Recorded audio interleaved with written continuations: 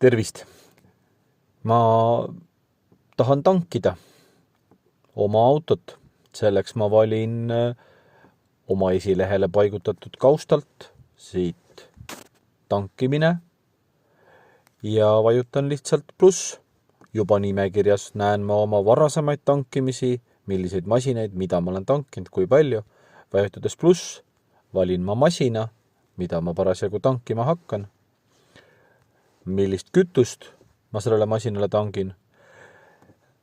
Mälust võtab ta viimase teadaoleva odomeetri, kui on mototunni masin, siis mototunni, ja kui see tundub, et vaja parandada ehk siis erineb tegelikkusest, siis ma saan seda siin teha, näiteks muuta seda numbrit, lisada siis tangitud koguse ja see salvestada.